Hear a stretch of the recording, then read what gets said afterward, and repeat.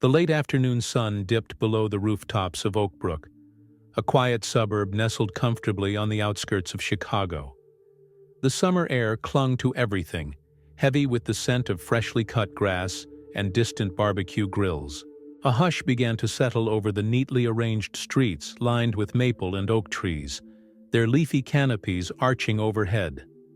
Oakbrook was the sort of place where life ambled along without much fanfare, where neighbors swapped garden tools and kept an eye on one another's properties. It was a suburban haven that rarely graced the headlines. Yet, on this balmy evening, something extraordinary was about to unfold. From the alleyway behind Maple Street's row of quaint bungalows, a shaggy figure emerged. He was a golden retriever mix named Toby. With fur once lustrous but now streaked with gray around his muzzle, Toby walked with the slow deliberation of a dog that had seen many years and collected an equal number of stories. For most of his life, Toby had known the warmth of a loving home, living with an elderly owner who had passed away the previous winter. Afterward, Toby had quietly slipped into a vagabond existence, roaming Oakbrook streets, with a gentleness that won the sympathy and admiration of the neighborhood.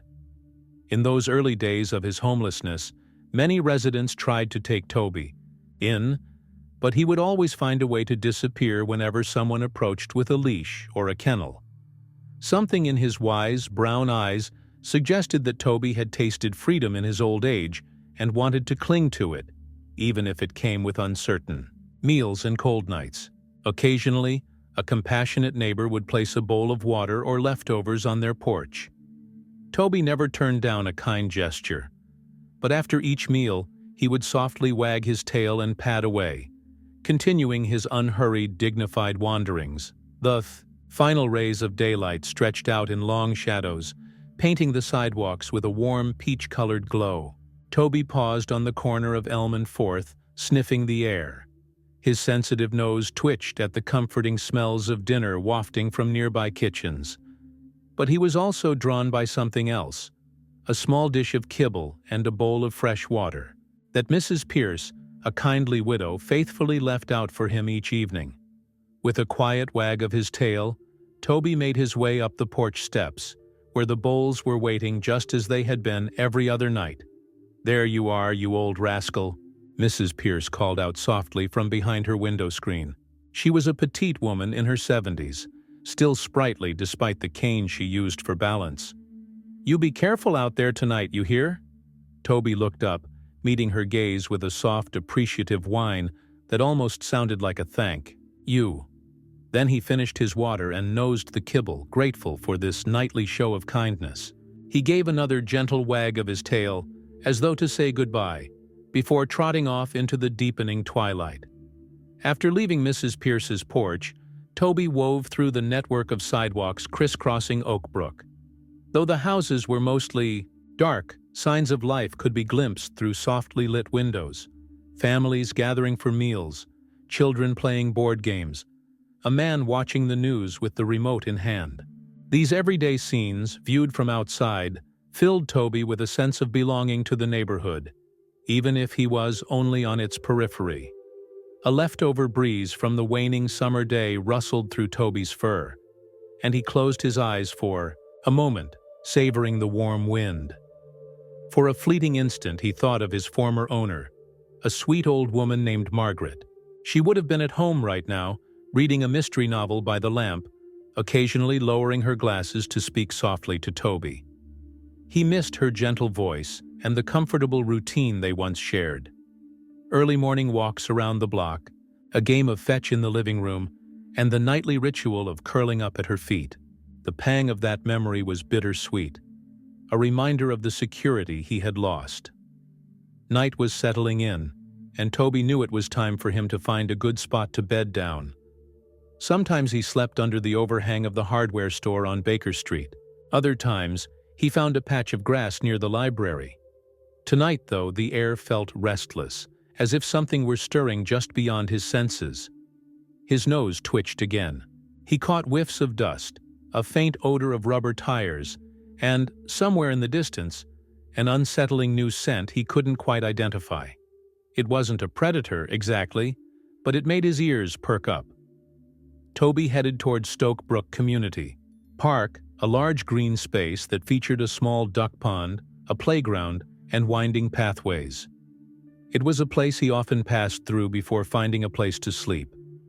Tonight, however, as soon as he drew close to the park's entrance, something made him stop. He tilted his head, ears pricking forward.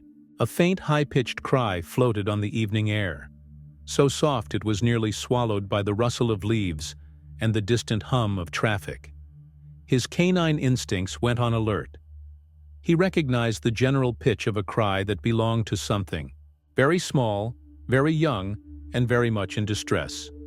Over the years, Toby had chased away raccoons from garbage cans and once even stumbled across a nest of baby rabbits.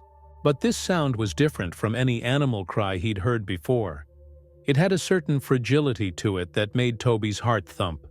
Without a second thought, Toby changed direction, stepping off the sidewalk and onto the damp grass that led toward the playground area. The park was lit by a series of lampposts that glowed with a soft amber light. Their warm illumination created circles of brightness in the darkness, like small islands of safety in a sea of shadow. Toby walked carefully beneath them, searching for the source of the crying.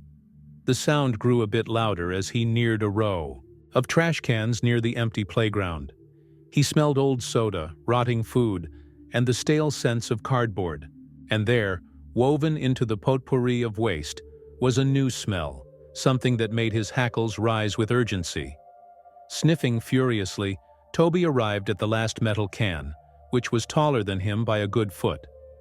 The crying was coming from within. Heart pounding, Toby stood on his hind legs, front paws braced against the rim of the can. What he saw nearly made him fall backward with shock. Inside the trash can, nestled among fast food wrappers, empty cups, and newspaper scraps, was a human baby. The infant looked only a few days old, its skin wrinkled and slightly blue, its tiny hands curled into fists. It wore a thin blanket, inadequate against the cool night air. The baby was crying weakly, its lungs too underdeveloped or too exhausted to produce full-throated wails. For a suspended second, Toby simply stared. In all his years, he had never encountered anything like this. He wasn't a pup anymore, but instincts older than memory flared within him. His heart kicked into high gear, an unspoken command resounding in his canine mind. Help. Protect. This little one needs you. Carefully, Toby grabbed the edge of the blanket in his teeth, mindful not to snag the baby's tender skin. With a gentle tug, he managed to lift the infant out of the trash can. The baby's cries diminished, replaced by soft whimpers. Toby felt the baby's trembling against his muzzle, and that small contact ignited a fierce devotion in the old dog. He had to find help. Fast. He lowered himself to all fours and began to walk, the baby dangling from the blanket in his jaws. Toby's gait was deliberate but urgent. Each step was measured to minimize any jostling that might harm the baby. The mewling child's weight was light, but the burden of responsibility felt immense. Toby wondered, in a way only dogs can, if the people in the nearby houses could help.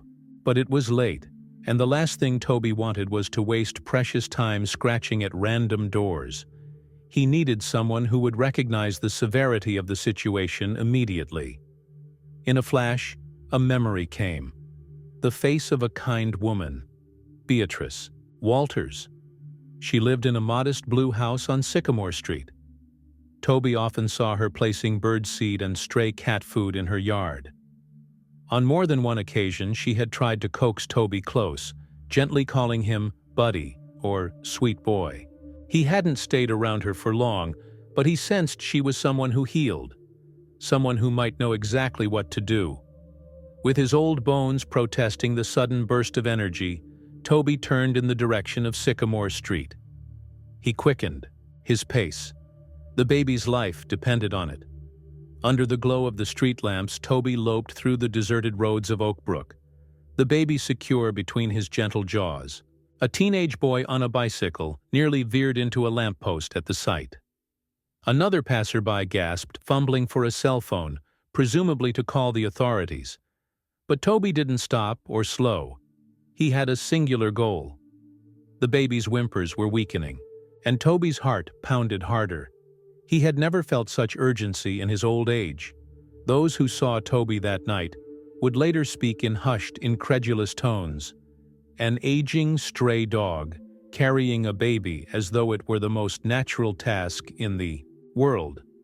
Some believed it was a miracle. Others chalked it up to canine instinct. But no one could deny that Toby moved with a purposeful grace that seemed almost heroic. By the time Toby reached Sycamore Street, the baby's cries had faded into soft, labored breaths. The porch light of the Walters residence was on, casting a yellowish square on the front lawn. Through the window, Toby spotted a familiar silhouette. Beatrice Walters, a woman in her 60s, with gray hair pinned into a loose bun. She was wearing reading glasses and flipping through a well-worn novel in her living room. Toby climbed the 3 wooden steps leading to Beatrice's porch, each creak sounding unnaturally loud in the stillness of the night. He carefully placed the baby on the worn welcome mat, positioning the blanket so it wrapped snugly around the tiny body. The child let out one small cry, then fell silent. Toby took a step back, inhaled, and summoned a bark, a sharp, urgent sound he hadn't made in years. He barked again and again until he saw Beatrice's figure jerk upright inside. A lamp was switched off. A silhouette glided toward the front door, and moments later the door opened a crack. A narrow band of light fell across Toby and the motionless baby. Beatrice's eyes widened in shock and confusion at the sight. First, she recognized Toby, the stray dog she had tried to befriend, standing on her porch. Then her gaze dropped to the bundle at his paws. "My goodness," she breathed, stepping out onto the porch. "What on earth?" She knelt down, trembling, hands reaching for the baby. Her medical instincts, long dormant but never forgotten, took over. Beatrice had spent 30 years as a NICU nurse before retiring to Oakbrook for a quieter life. She had helped bring countless premature and critically ill infants back from the brink. Now, that lifetime of experience came rushing back in a flood of muscle memory and maternal compassion. "Oh, sweet heavens," she whispered, carefully unwrapping a corner of the blanket to inspect the baby's tiny face. The child's skin was pallid with cold, the lips a faint bluish color. "We need to get you warm right away." Toby watched as Beatrice scooped up the infant, cradling it in the crook of her arm. She glanced at Toby, tears welling in her eyes. "You wonderful dog," she said softly. "You saved a life tonight." Without hesitation, Beatrice hurried inside. The baby nestled against her chest. Toby followed, unwilling to part from the child he had rescued. In the warm glow of the living room lamps, Beatrice laid the baby on her couch and briskly moved to grab towels from a hall closet. She wrapped the baby up to conserve body heat, then fished her phone out of her pocket and dialed 911. "Emergency services," came the voice on the other end, calm and measured. "Please state the nature of your emergency." Beatrice tried to keep her voice steady despite the adrenaline surging through her. "I have a newborn, a few days old at most, found abandoned and suffering from hypothermia. The address is 1542 Sycamore Street. Please send an ambulance immediately." She gave a quick rundown of the baby's condition to the dispatcher, explaining that she was a retired neonatal nurse and had already started warming measures. The dispatcher's tone shifted to one of alert respect, promising an ambulance as quickly as possible. All the while, Toby hovered at Beatrice's side. The old dog's eyes flicked between the baby and Beatrice, as if silently asking what else needed to be done. Occasionally he whimpered softly, his tail thumping against the floor in worried agitation. "Shh," Beatrice murmured, reaching out a hand to stroke Toby's head. "You've done your part, dear boy. Help is on the way." Within minutes, the distant wail of sirens grew louder until red and blue lights bathed the quiet suburban street. Neighbors peeked from behind curtains, wondering what drama could possibly be unfolding at the home of the gentle retired nurse.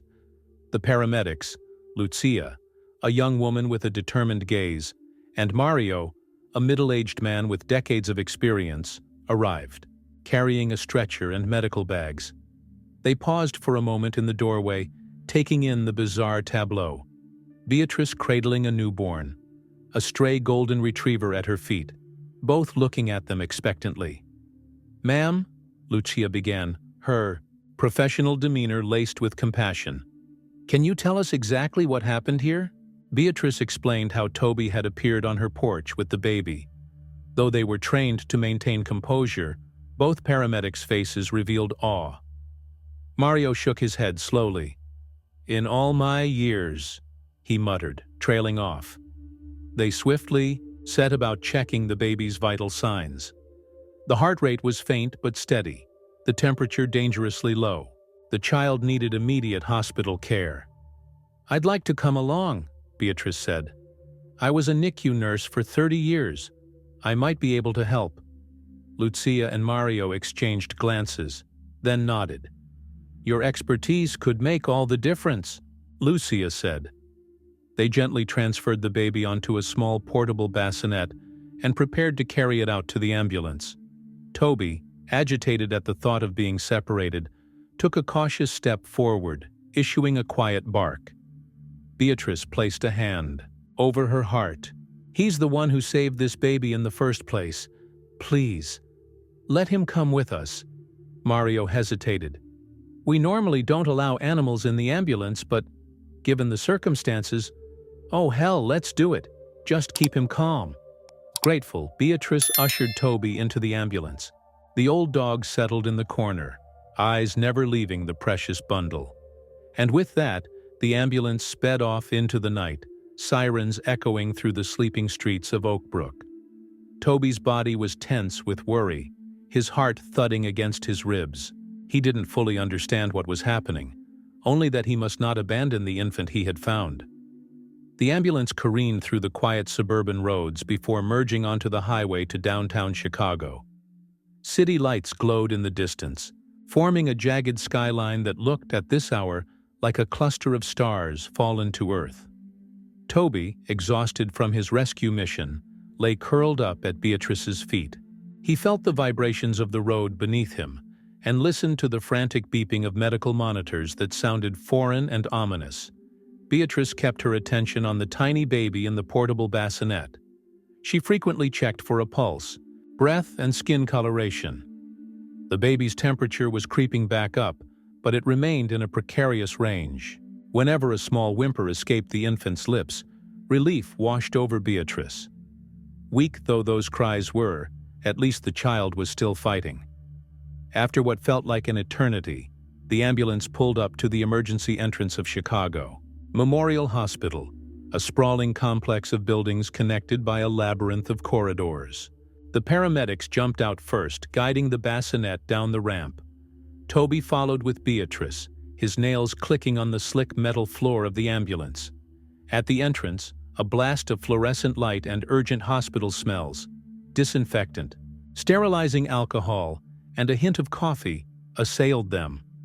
A resident physician rushed forward, a tall man in his early 30s with a stethoscope hanging around his neck. His name tag read, "Dr. Adrian Clark." "What's the situation?" Dr. Clark asked, rolling the baby into a triage area. Beatrice offered a concise yet thorough explanation.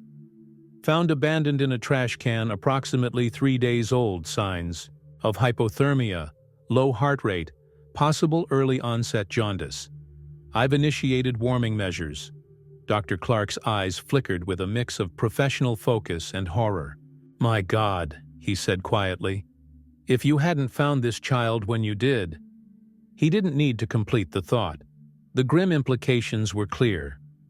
In a flurry of movement, the infant was transferred to a neonatal warming bed. A handful of nurses and another doctor, an older woman with salt and pepper hair, began hooking up monitors, taking the baby's blood pressure, and placing a tiny oxygen cannula near its nostrils. Toby stayed close, nose in the air, whining softly. When a nurse gently tried to shoo him out, Dr. Clark shook his head. "Let the dog stay for now," he said, surprising everyone. "He might help keep the baby calm. We'll figure out the formalities later." Beatrice smiled at him gratefully and reached down to stroke Toby's fur. "Come on, boy," she said. "Stay by me." Toby settled in a corner, watching as Beatrice and Dr. Clark worked side by side. He saw how Beatrice guided the younger nurses with calm efficiency, reminding them of procedures or subtle steps to support the baby's precarious condition. It had been years since she'd retired, but the knowledge was still fresh in her mind, and the hospital staff recognized her expertise in minutes. With every passing hour, the baby's vital signs improved marginally. Beatrice and Dr. Clark discovered a certain synchronicity. They had a mutual respect that transcended their age difference. Toby sensed this harmony too, relaxing a bit whenever they successfully stabilized a reading on the monitors. Around 4 in the morning, with the baby's condition finally stable enough that a crisis didn't seem imminent, Dr. Clark found Beatrice sitting on a chair in the corridor, Toby at her feet. She was gazing through a window into the NICU, where the newborn lay under a warming lamp, monitors beeping softly. "We ran some tests," Dr. Clark said, lowering himself into the chair next to her. "There's a congenital heart defect. That's part of why the baby's oxygen levels are so unstable. It's known as tetralogy of Fallot with pulmonary atresia, a serious condition." Beatrice turned to face him, lines of worry etched on her brow.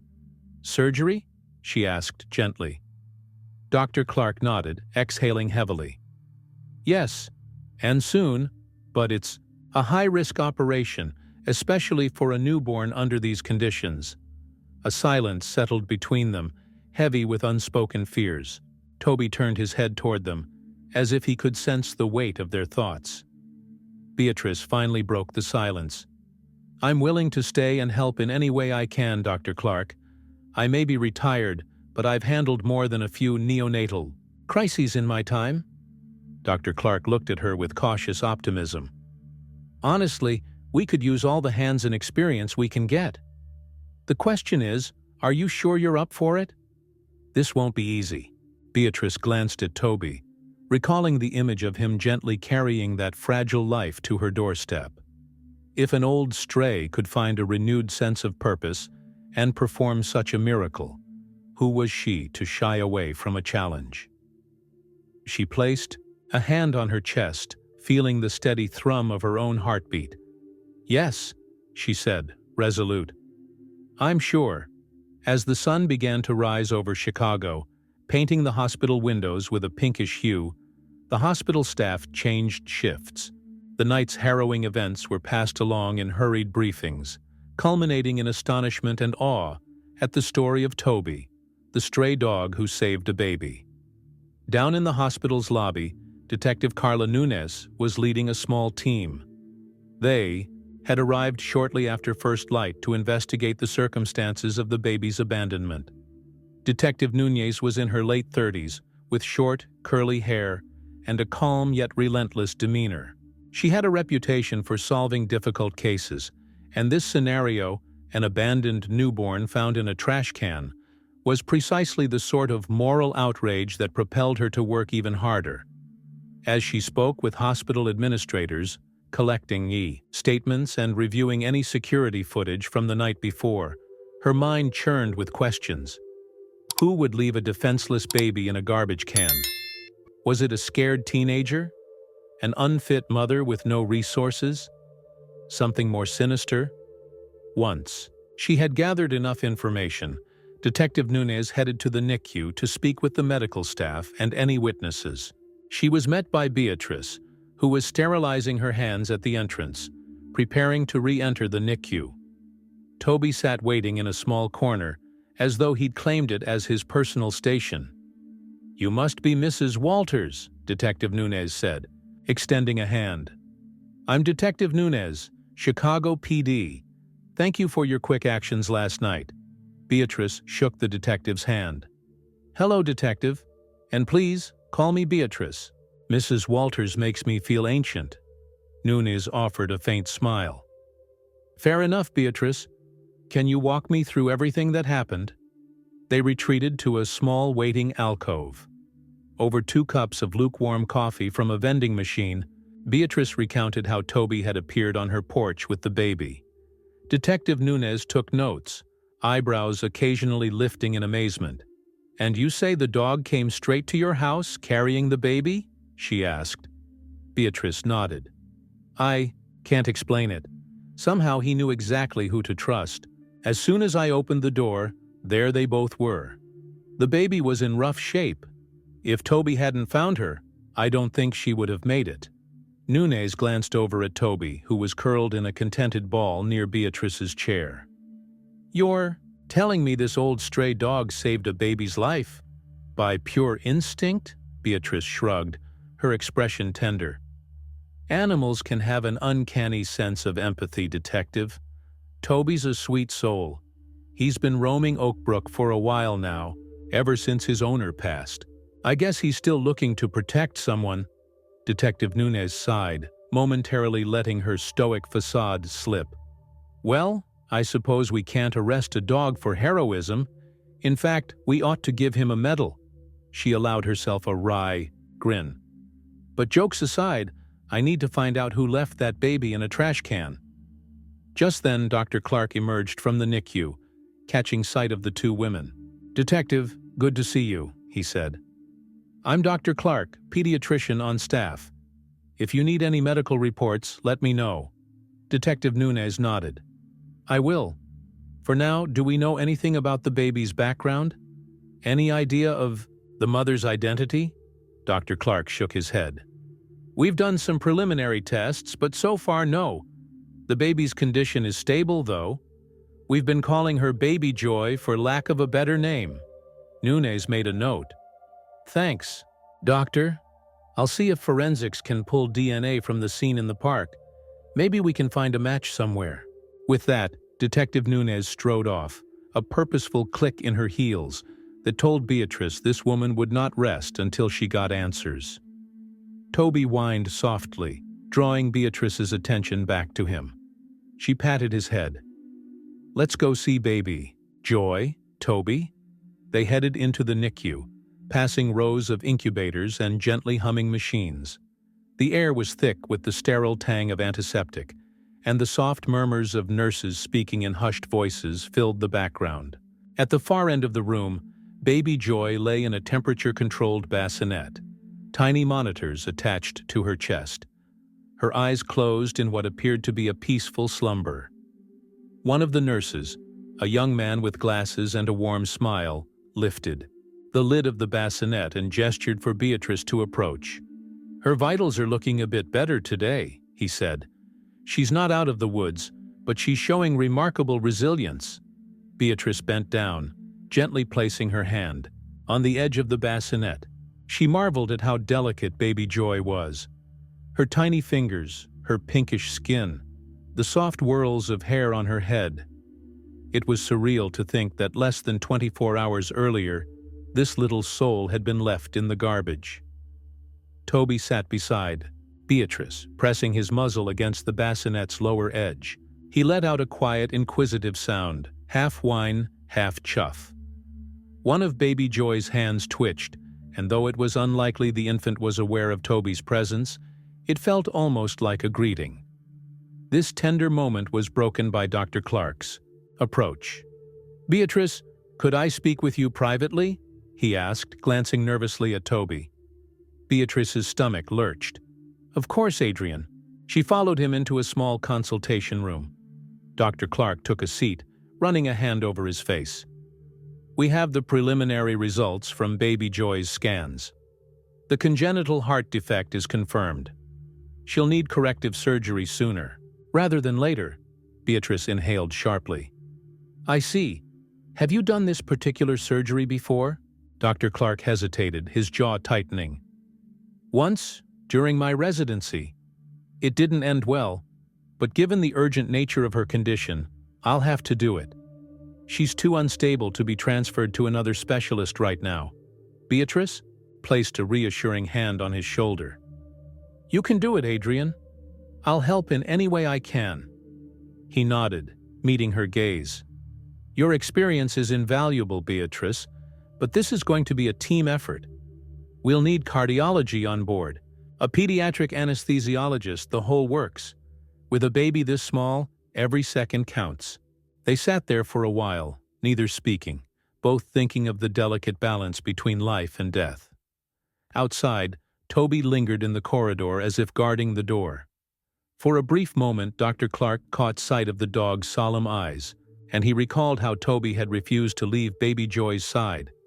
The entire situation was so unexpected, it felt almost mythic. A dog saving a child, a retired nurse returning to her calling, a doctor confronting his past failures. By midday, rumors of the extraordinary rescue had spread beyond Oakbrook into the wider Chicago area.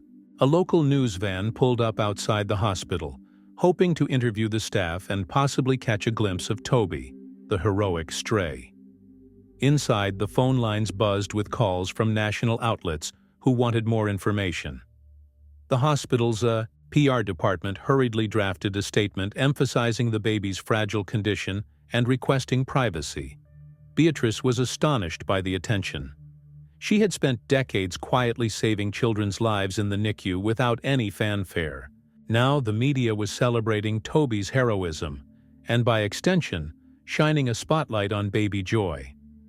While she was grateful for any positive press that might encourage more kindness toward animals and abandoned infants, she also worried that the sudden glare of media could complicate the detective's investigation. Dr. Clark was equally wary of the cameras. "The last thing we need is a media circus in the pediatric ward," he muttered to Beatrice as they passed a window that overlooked a throng of reporters gathered on the sidewalk. "That's right," Beatrice agreed, glancing down at Toby. "This old boy has had enough excitement for a lifetime." The media attention also drew the eye of Samuel Perkins, the local director of animal control. Perkins had a reputation for being officious. His mission statement hinged on the letter of the law, often ignoring the subtleties of compassion in cases involving stray animals. When he learned that a stray dog was being kept inside a hospital, he immediately arrived to enforce regulations. Beatrice first spotted him in the hospital hallway, deep in conversation with a timid administrative assistant. The assistant's eyes darted nervously at Toby, who was dozing under a row of chairs. Sensing trouble, Beatrice approached. "Can I help you?" she asked, folding her arms. Samuel Perkins turned, his gaze settling on Toby like the dog was contraband. "Yes, Mrs. Walters, you can. I've received multiple calls about a stray dog wandering around inside the hospital. This is a public health concern and a violation of code. I need to take the dog to the county shelter where he'll be quarantined." Beatrice's nostrils flared. "He's not just a stray dog.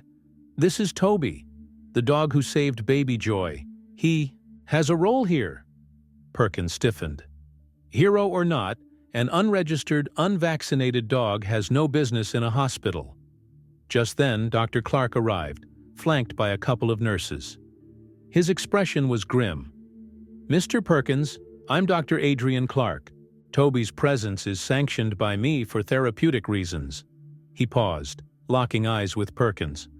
"The baby he rescued has a congenital heart defect. Toby's presence is helping keep the infant calm." Perkins reddened, clearly flustered by the pushback. "I'm just following protocol," Dr. Clark nodded curtly. "I understand, but we'll fast-track Toby's vaccinations and any necessary paperwork. I'll take personal responsibility for him. If you have an issue, you can take it up with the hospital's legal department." Caught between Dr. Clark's medical authority and the hospital's resources, Perkins had no choice but to stand down for the moment. Still, he left with a stern warning. "I'll be back to check on this situation. If Toby can't meet regulations, he'll come with me." In the aftermath of Perkins's visit, the hospital staff and Beatrice formed a plan. They would have Toby examined by a vet friend of Dr. Clark's, ensuring the dog was up to date on shots. Further, they aimed to register Toby as a service or therapy dog in training, an official status that would allow him to remain in the hospital legally. Beatrice worried about the stress Toby was under. He was an old dog after all, and had grown used to the quiet life of a stray. Now, thrust into the limelight, it was unclear how he would cope. She sat with him in the staff lounge, stroking his fur while making phone calls to coordinate the veterinarian visit. "It's not fair," she murmured to Toby. "You've done nothing but save a life, and now they threaten to lock you up. But don't worry, old boy. We're not letting you go anywhere." Toby leaned his head into her lap, his large brown eyes closing in contentment at the gentle contact. If he understood her words, he gave no sign, only a soft sigh that spoke volumes about his trust in her. Meanwhile, Detective Nunez had been relentless in her investigation. She combed through surveillance footage from Stoke Brook Community Park, hoping to catch a glimpse of who had abandoned baby Joy. Eventually, she found grainy footage, a shadowy figure entering the park late at night, carrying a small bundle. The person lingered near the trash cans, then hurried away. It was difficult to make out any defining features, height, build, or face, due to poor lighting. Disappointed but undeterred, Nunez visited local residences near the park, conducting door-to-door inquiries. Many people were willing to talk, but few had noticed anything unusual. Oakbrook was a community where unusual events were rare. She did pick up some rumors. A neighbor thought they had heard sobbing in the park that night. Another claimed they saw a young teenager wearing a hooded sweatshirt. Still, nothing concrete emerged. After hours of fruitless questioning, Detective Nunez returned to the police station to file her daily reports. In the break room, she sipped stale coffee while scanning an internal memo about a missing teen from a nearby district. The girl, Alice Carter, 16 years old, had been reported missing by her parents. According to the memo, she might have been pregnant. Nunez's eyes narrowed. A teenage girl, possibly pregnant, missing in the vicinity of Oakbrook? The timeline wasn't a perfect match, but it was enough to warrant a deeper look. She reached out to the detective assigned to that case. They agreed to exchange details. By late evening, Detective Nunez had formed a hypothesis. Alice Carter could be the baby's mother. The question was how to confirm it. The baby was in no condition for extensive testing beyond the urgent medical interventions already happening, and the mother's whereabouts were unknown. Nonetheless, Nunez pursued the lead with single-minded focus, contacting Alice's parents, and setting up a meeting for the following day. Back at the hospital, baby Joy, still officially unnamed in the records, was steadily growing stronger. She responded well to warmth and specialized neonatal care. Several nurses had already fallen under her spell, cooing over her whenever they passed by. Toby continued to serve as an unofficial therapy presence, lying near the bassinet or at Beatrice's side. Dr. Clark announced that the crucial heart surgery would take place in a week if baby Joy's condition stabilized enough to handle the procedure. In the interim, Beatrice spent countless hours at the baby's side, checking vitals, adjusting tubes, and whispering soft lullabies. She felt an almost grandmotherly bond forming, an unexpected surge of love for a child she had only known for a handful of days. Toby was a comforting fixture through all of this. Whenever nurses came to fuss about removing him, Dr. Clark or Beatrice intervened. The staff, by and large, had grown fond of the dog, offering him treats or a gentle pat on the head. The entire ward buzzed with the sense that something extraordinary was unfolding. An old nurse returning to her calling, a stray dog bestowed with an almost mythical heroism, and a baby who had survived the unthinkable. Late one night, after most of the staff had gone home, Beatrice sat in an empty waiting room near the NICU. Toby dozed at her feet. Her mind drifted to her husband, George, who had passed away 5 years prior. They'd never had children of their own. Life had simply gone in other directions. She had poured her maternal love into the babies under her care in the NICU, finding fulfillment in their successes and heartbreak in their losses. Staring at the softly glowing vending machine in the corner, she recalled the day she retired. She had thought retirement would be restful, an earned pause after decades of frantic hospital shifts. But she soon found herself missing the rush of making a difference. She missed holding a fragile infant in her arms, feeling the incredible responsibility and joy that came with caring for new life. Now it seemed fate had given her a second chance. She reached down and stroked Toby's ears, whispering, "Thank you for bringing me back to life, old boy." Toby twitched in his sleep, letting out a muffled bark. Beatrice smiled softly, imagining his dream, perhaps chasing a tennis ball or wandering the streets in search of the baby he had found. She felt her own eyes grow heavy, but for the first time in years, a deep sense of peace spread through her heart. The next morning, as Beatrice guided Toby toward the NICU, they found Dr. Clark speaking in a hushed, urgent tone with a pair of young adults. The man had short, unkempt hair and wore a threadbare jacket. The woman clung to his arm, her eyes darting nervously around. "We'd like to see our baby," the woman said in a shaky voice. "We heard she was found. We want her back." Dr. Clark studied them carefully, clearing his throat. "And you are?" The man puffed out his chest. "Her parents." Detective Nunez was already on the scene, arms folded, suspicious eyes locked on the couple. "I'm sorry, we haven't confirmed any parents yet. Do you have any proof that you're the child's legal guardians?" The couple exchanged glances, growing flustered. We don't have any paperwork, but the baby is ours," the man insisted, voice rising. Something about their story seemed off. The nurse by Dr. Clark's side tried to reason with them, explaining the need for identification, a birth certificate, or a DNA test to confirm. The couple grew agitated, hurling accusations of discrimination, claiming they'd been turned away because of their clothes or their financial situation. Toby, sensing the tension, let out a low growl. The man recoiled, as if he'd been caught in a lie. Then, abruptly, Detective Nunez stepped forward. "All right, that's enough," she said firmly. "I've been working this case, and I can promise you, if you're lying, you're making things worse for yourselves." At that, the couple's charade cracked. The woman burst into tears, admitting they'd seen a news segment about the baby and hoped to claim any potential reward. The man tried to hush her, but it was too late. Detective Nunez grimaced in disgust. "You're both under arrest for fraud and interfering with a police investigation." She signaled to an officer who stepped forward with cuffs, as they were. Led away, Dr. Clark exhaled a heavy sigh. "Unbelievable," he muttered. "That poor baby is a magnet for all kinds of attention." Beatrice's heart hardened with anger. She looked down at Toby, who wagged his tail uncertainly, as though asking if the threat had passed. Reassured, he settled again at her feet. No sooner had the impostors been taken away than a nurse rushed in, face pale. "Dr. Clark, the baby's oxygen saturation dropped drastically. We need you in the NICU now." Dr. Clark spun on his heel, hurrying after the nurse. Beatrice followed with Toby, her pulse quickening. Inside the NICU, alarms beeped frantically. Baby Joy's tiny body twitched with each labored breath, her face beginning to turn blue around the lips.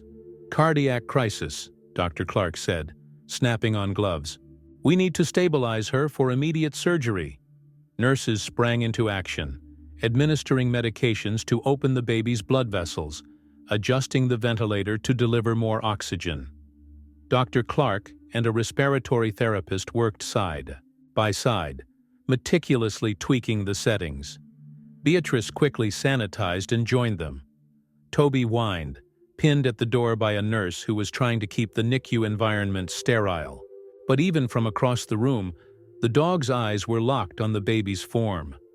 Moments stretched like hours, each beep of the monitors magnified. Finally, the baby's oxygen levels began climbing back up. Dr. Clark let out a trembling breath. "That was close," he said, pulling off his gloves. "We don't have the luxury of waiting any longer. She needs that surgery now."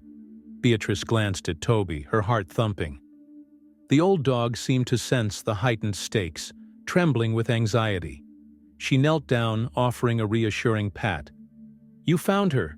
You did everything right. Now, we'll do our part." In a whirlwind of preparations, baby Joy was scheduled for emergency surgery later that same afternoon. The operating room was readied, the pediatric cardiologist and anesthesiologist summoned, and the NICU staff mobilized. Beatrice offered to scrub in, but Dr. Clark gently insisted she remain in the observation area to oversee from a distance and be ready to assist if needed. Before the surgery, Dr. Clark sought a moment alone in the staff locker room. He stared at his reflection in the mirror, remembering the case from his residency that still haunted him, a baby with a similar heart defect who hadn't survived. His confidence had been shaken that day, and some part of him worried he wasn't cut out for this high-stakes work. He closed his eyes, recalling Toby's heroic loyalty and Beatrice's unwavering faith. "I can't fail this child," he whispered to the mirror, inhaling deeply. "I won't fail her." Then he changed into surgical scrubs and headed to the OR. Beatrice stood behind a glass pane, watching the team position baby Joy on the operating table. Toby lay at her feet, uncharacteristically still, as if he knew the solemnity of the moment. The delicate procedure began, with Dr. Clark guiding the cardiologist, who was more experienced in pediatric cases but needed Dr. Clark's support and familiarity with baby Joy's recent tests and scans. Inside that sterile operating room, time became elastic. The surgeons worked with painstaking precision to correct the structural abnormalities in baby Joy's heart. Machines beeped steadily, each beep an affirmation that life still flowed through the child's tiny body. From her vantage point, Beatrice could see Dr. Clark's face set in fierce concentration. His hands moved with careful, practiced skill.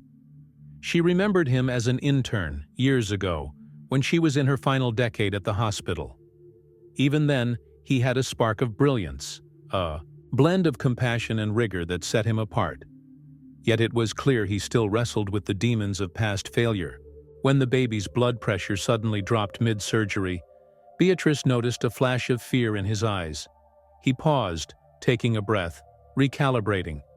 Then he continued, guiding the team to stabilize baby Joy. The hours dragged on, punctuated by spikes of anxiety whenever the monitors signaled trouble. The lead pediatric cardiologist performed the primary repairs, but Dr. Clark played a crucial supporting role. When the final suture was placed and blood flow improved, the surgeons gave each other cautious nods. The procedure was over, but the danger was not fully past. Recovery would be critical. Dr. Clark emerged from the OR, peeling off his gloves and cap, looking drained but hopeful. Beatrice rushed to meet him, Toby close behind. "She's alive," he said, voice trembling with fatigue. "We won't know for sure how successful the repair is until she stabilizes, but we did our best." Beatrice's eyes shone with tears. Toby wagged his tail, stepping forward to sniff Dr. Clark's scrubs. Even the hospital staff, who had gathered in the corridor, broke into subdued applause. Some whispered prayers of gratitude, others simply hugged each other or patted Toby on the head in acknowledgement of his role in this drama. Baby Joy was wheeled into the ICU for post-operative care. Machines and tubes surrounded her tiny form, but her color looked better, less ashen and more pink. The staff busied themselves adjusting IV lines and monitors. Beatrice placed a hand over her heart, exhaling a breath she felt she'd held for hours. She looked at Toby, who returned her gaze with that soulful, gentle expression she had come to cherish. "You did it," she whispered, tears slipping down her cheeks. "You gave her a chance." The following morning, while baby Joy rested, under sedation, Detective Nunez walked into the pediatric ICU with a teenage girl in tow. The girl had large, frightened eyes and hair that hung in a limp ponytail. She looked pale and fragile, her body hunched with anxiety. "This is Alice Carter," Detective Nunez announced gently, nodding at Beatrice and Dr. Clark. "She turned herself in this morning. She says she's the baby's mother." Alice looked at baby Joy in the incubator, and let out a sob that racked her thin shoulders. Beatrice, moved by compassion, guided the teenager to a chair. Toby observed from a short distance, his ears perked, as though evaluating whether this newcomer posed any threat. I'm so sorry," Alice managed to whisper, voice choked with grief and guilt. "I was scared. I didn't know what to do. I thought someone would find her right away." Dr. Clark's expression hardened with mingled anger and pity. "You left a defenseless newborn in a trash can," he said. "She almost died. She needed major surgery." Alice's tears fell. In earnest. "I know. It was stupid and I regret it every second. My parents are so strict, and I'm on a scholarship track at my high school. I thought my life was over. I was terrified they'd force me to give her away or punish me." Beatrice's own heart clenched. She recalled seeing many desperate mothers in her career, each with their own heartbreaking story. She placed a gentle hand on Alice's shoulder. "What matters is that you came forward now, and we'll figure this out. The baby needs continued care, and we need to keep you involved." Detective Nunez spoke quietly. "I've discussed the situation with her parents. They were frantic when she disappeared. They've agreed to support her if the baby survives, and if social services decides that's in the child's best interest." Alice looked at the tiny baby, tears streaming down her cheeks. "Is she okay?" she asked, voice trembling. Dr. Clark sighed heavily.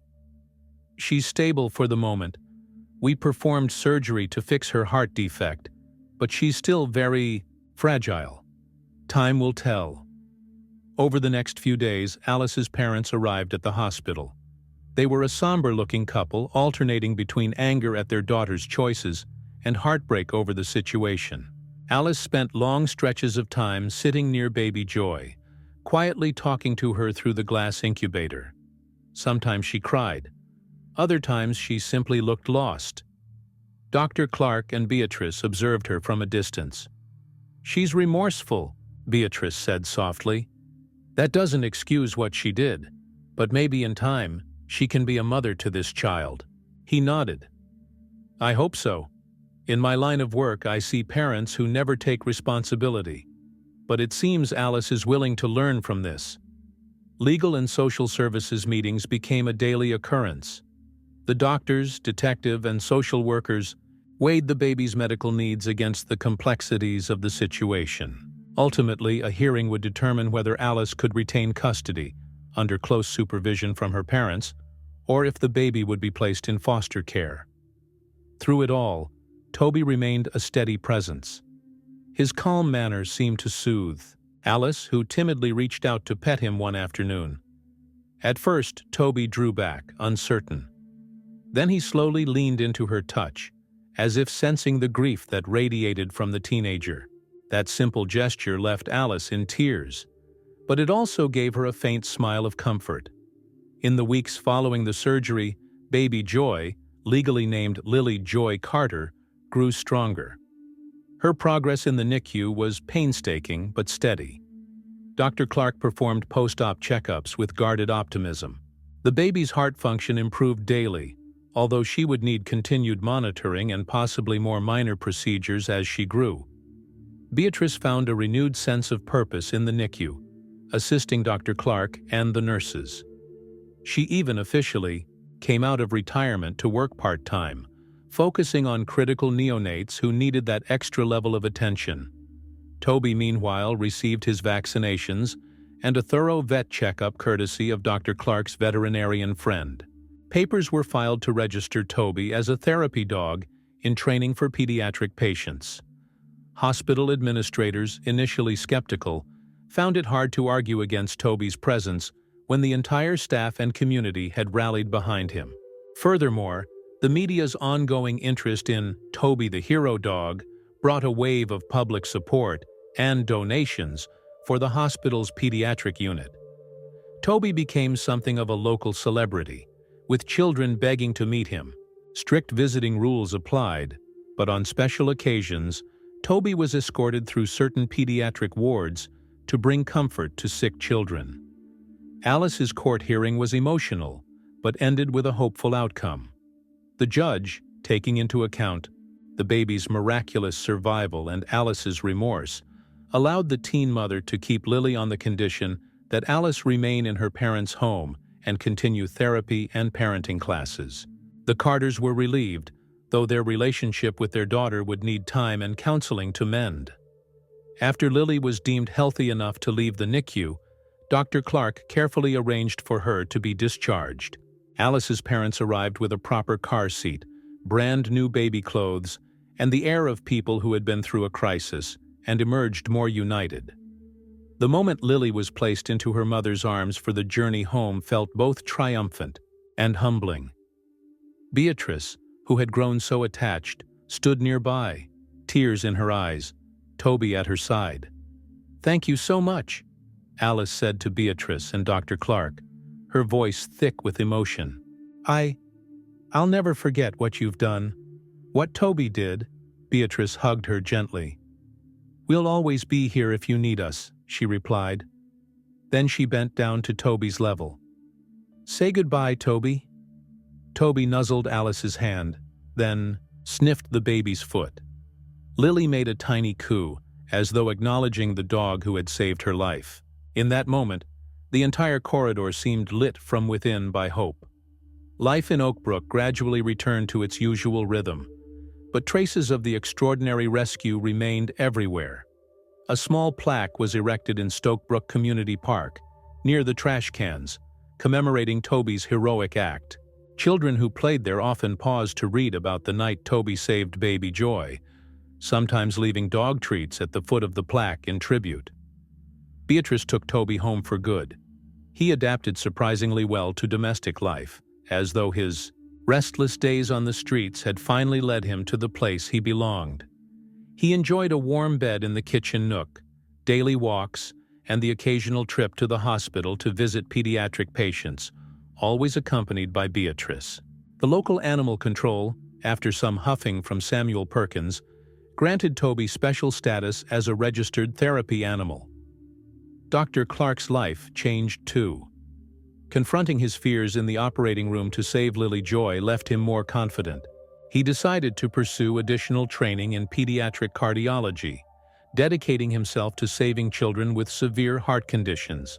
He often joked that Toby was his good luck charm. One golden afternoon, several months later, Beatrice arranged a small get-together at her home. She invited Alice, Lily, and Alice's parents, as well as Dr. Clark and Detective Nunez. The purpose was partly celebratory. Lily had reached 6 months of age with excellent health, a milestone worth rejoicing. The day was perfect for a gathering. Warm sunshine bathed Beatrice's tidy backyard, birds chirped in the bushes, and Toby wagged his tail incessantly as each guest arrived. Alice cradled Lily, who now babbled and reached out to grab anything in sight. Lily's wide eyes sparkled when she saw Toby, and she giggled in that infectious way only babies can. Detective Nunes, usually so reserved, cracked a smile at the sight of Toby gently licking Lily's outstretched hand. "Never in my career have I seen such a rescue," she remarked.